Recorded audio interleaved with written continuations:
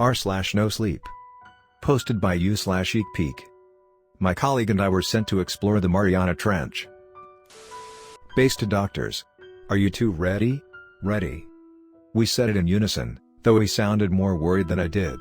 The voices of the scientists back at the base came out loud and clear through speakers that connected to the built-in radio. We responded by pushing in a button and talking into a long, thin microphone. This was supposed to be a dream come true, but I admit, I was just as nervous as my colleague.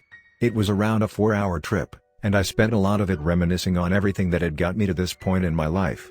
Descending down into one of the Earth's deepest points. A vast abyss of secrets. A trench that held so many unknown species of life. A place only very few had seen with their own two eyes. I was excited and panicked on the inside, but seemed unbothered on the outside. My colleague was quiet as well. I assumed he was doing the same thing as we drifted down into the water. We both looked out of the front window of the submersible device we helped build. Our faces were expressionless. Descending. 1,000 meters. 2,000 meters. When I was a kid, I was obsessed with water.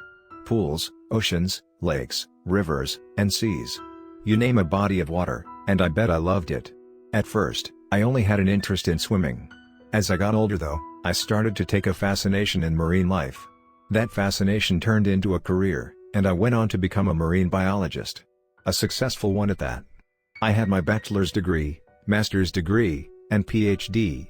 I never really dated because I was so focused on school. My biggest supporters were always my parents. When I was in my late 30s, I was working in a research lab in Europe. Back then I was at the top of my game. I was well known in my profession and had chances to work with some of the world's smartest scientists. My one colleague and I had been discussing an exploration with other scientists and engineers.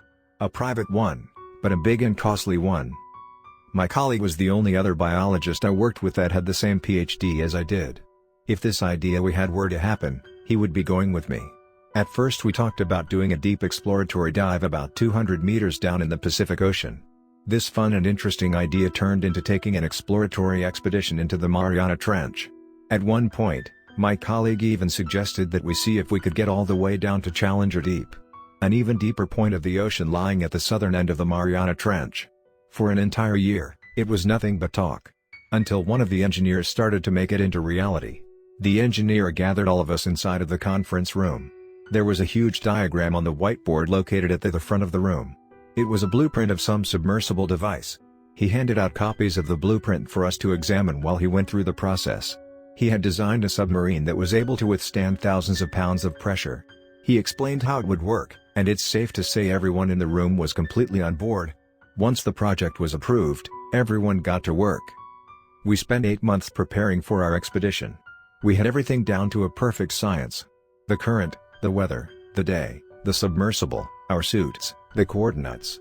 Everything was planned down to the last nitty-gritty detail. We had spent so much time preparing physically, I think I forgot to prepare emotionally. Though, even if I did, I don't think it would make what happened any easier. This was what people like me lived for. This experience we were about to do. Engineers and scientists spent over an hour getting on our suits the morning of the expedition. They weren't meant to withstand thousands of pounds of pressure, but we still needed to be safe. Oxygen levels were checked. The submersible was triple-checked. Everything was tight and completely sealed off. I thought about the last time I told my parents I loved them. I thought about my dog, my friends, my fellow biologists. I thought my couch and my TV. Lastly, I thought about mankind. I was submerging thousands of meters down. The thought of discovering the unknown made all those years of school worth it. What if I got to name a new species of fish? I thought about what I would name it. I thought about what my colleague was thinking, but we both just sat there. We stared in silence, listening to the water whoosh by us as we descended further and further away from the surface. 8,000 meters. The pit in my stomach widened. Everything was so dark. We had seen an occasional shark and plenty of well-documented species of fish. We documented an interesting-looking anglerfish and a black jellyfish. Other than that, just darkness. 9,000 meters. My colleague finally said something. He's the one who really pushed for this. It was something I completely unexpected though. When we land, I'm going to take the side submersible to explore Challenger Deep. He said. His voice was eerily calm. 10,000 meters. Can you hear us, doctors? You're currently at 10,549 meters. You should be approaching the bottom momentarily. We hear you loud and clear. We've made it to the bottom. Turning on the lights and activating video cameras now. My voice was shaky but confident. The adrenaline had kicked in, and I was beyond belief. There were purple and orange plants that littered the trench's floor. It looked like a swaying field of flowers. Tiny fish swam by the video camera. Fish that I had only ever seen in books. I looked over at my colleague. He was smiling as I watched a tear fall from his eye. We did it. My colleague's voice cracked. He sounded happy, but off. We were 10,600 meters underwater. I figured that had to be it. That would make anybody sound off. Yeah, we did. I responded lightheartedly. I smiled, trying to lighten up the mood. We moved around the ocean floor for about 5 hours documenting, taking photos, and making calculations. Everything looked remarkable. It looked like something straight out of a movie.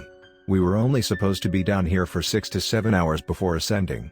About 5.5 hours into our expedition, I saw my colleague putting on a rebreather. Why are you putting that on? You know we can't leave. There's way too much pressure. You know that. I tried to sound calm. I know. I'm not stepping out into the water, idiot. You think I don't know that 16,000 pounds of pressure per inch 2 will kill me? He was laughing. Well, why are you putting on a rebreather then? I said calmly, but slightly more irritated. I'm going into the side sub. I'm going to descend further. We didn't come all this way and descend towards the southern end for nothing. He wasn't laughing anymore, but his voice was still cheerful. That's for emergencies only. You know once it detaches that you can't come back onto the ship. You'll have to try and hook yourself back on. Who's the real idiot? My voice was now overflowing with irritation. He didn't say anything else. He geared up, opened the compartment that led to the side submersible, let it close behind him, and started it up. The headlights were bright beside me. I watched him drift away, and then start to descend. I called up to the base to tell them that my colleague had basically just went rogue. The side submersible had a tracker on it as well. After a while with still no sign of him, I asked for his location. 11,017 meters. The side submersible can't handle all of that pressure for long. I don't know if anyone has even descended that far before. We're not getting a signal from him either, Doctor. I remember thinking why? Just why? Why did he have to do this? We've already made a remarkable journey. Of course he always had to push the limits. I steered the main submersible over to where I last saw him. Once I reached his point of descent, I looked down. It was black. It looked like a whole other trench. If I wouldn't have known any better, I would have thought it was a whole trench of its own. I would think it was definitely not part of the Mariana Trench. I wasn't going down there. So I waited. And waited. And then waited some more. After about 2 more hours we became absolutely frantic. I told the base I wasn't going down, but I couldn't leave without him. I just couldn't. That's when I saw headlights coming up from the darkness. I let out a sigh of relief. He was finally coming back, and he was okay. I thanked whatever higher power there was. Until the side submersible came up the whole way. Empty. Any relief I had been feeling quickly dissipated. I frantically called to base that the side submersible was empty. No answer.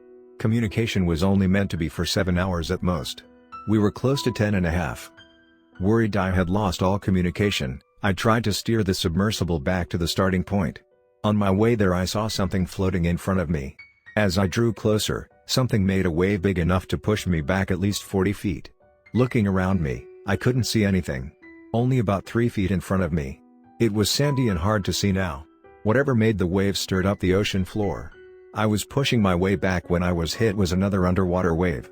This time the submersible spun around like high-speed record player. When I finally stopped spinning, I steadied myself to try to steer once more. This time I couldn't even see a foot in front of me. It was like a tornado just swept across the trench's floor. That's when I heard something smack against the side of the sub. It rattled me again. But it didn't knock me over. I looked but couldn't see anything at all. That's when I saw him. He smacked against the windshield so hard that my entire body involuntarily flinched. His body lied against the glass like a squashed fly. His eyes were fully popped out of his head. His eyes, nose, and ears were all profusely bleeding. His dangling eyes were completely bloodshot. His body was bloated everywhere. He looked like an overinflated balloon, ready to pop at any second. His suit was expelling blood from every opening. I let out a blood-curdling scream. I couldn't believe my eyes. Just as quickly as he was slapped on the windshield, he was washed away. I looked, but his body was gone.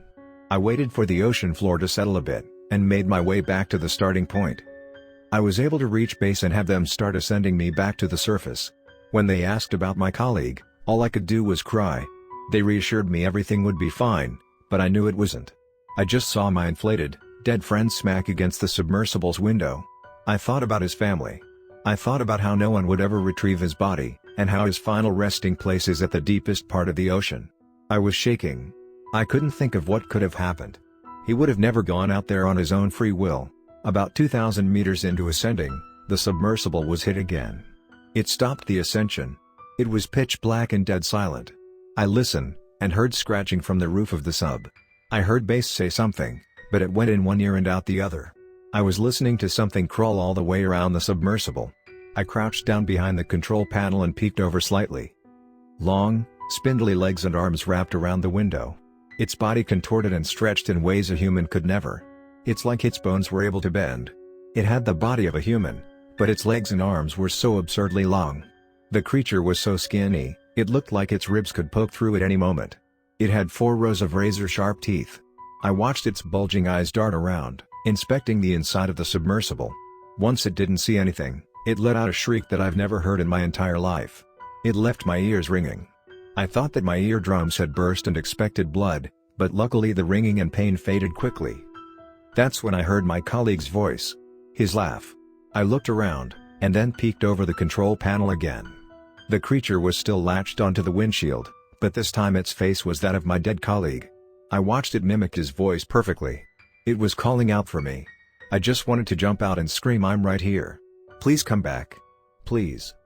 I knew, it might have had his face and his voice, but it sure as hell was not him. I covered my mouth as the creature recited conversations we'd had throughout the years. I held back tears and vomit as it rocked the submersible and screamed in frustration. Once I felt it flee, I slowly pulled myself back up into one of the control seats. I whispered into the microphone. "Ascend. As fast as you can. Now."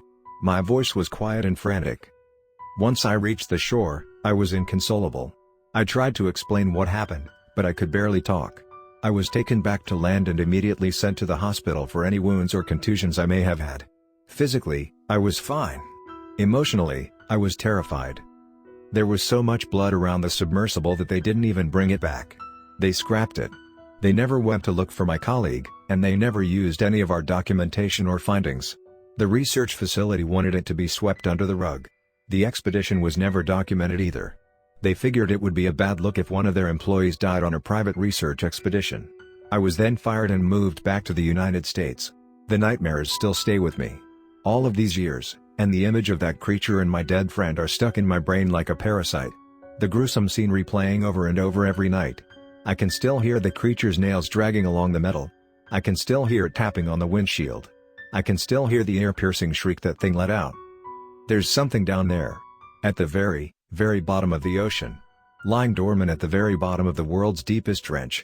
I don't know what it is, but that's not the part that scares me the most. The fact that no matter what it is, it can turn into anybody or anything. It can use your traumas against you. It can play your mind like a fiddle. You are nothing but prey. The fact that it was using my colleague's rebreather. The fact that it can also breathe air. That's what scares me the most.